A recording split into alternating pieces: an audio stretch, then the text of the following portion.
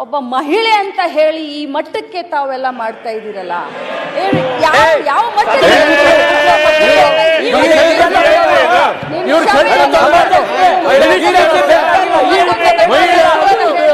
ಅಲ್ಲ ರೀ,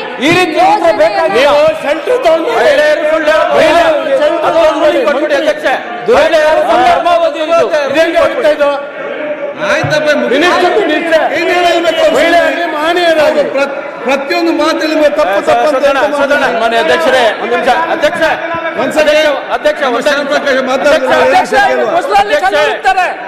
ಅಧ್ಯಕ್ಷ ಅವ್ರು ಕೊಡಿ ಒಂದ್ ಸೆಕೆಂಡ್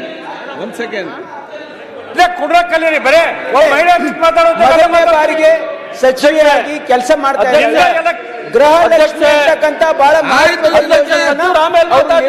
ಮಾಡ್ತಾ ಇದ್ದಾರೆ. ಅವರು ಸದನಕ್ಕೆ ಅಧಿಕಾರಿಗಳು ಮಾಹಿತಿ ಅದನ್ನ ಕೊಟ್ಟಿದ್ದೀನಿ.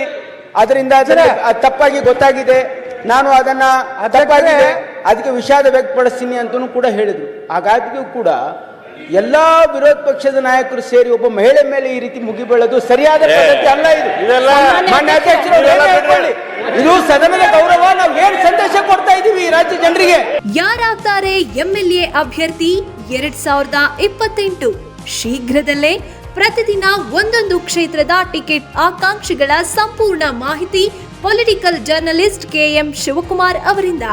ಕರ್ನಾಟಕದ ನಂಬರ್ 1 ಡಿಜಿಟಲ್ ಮೀಡಿಯಾ ನಿಮ್ಮ ನೆಚ್ಚಿನ ಕರ್ನಾಟಕ ಟಿವಿಯಲ್ಲಿ ಮಾತ್ರ.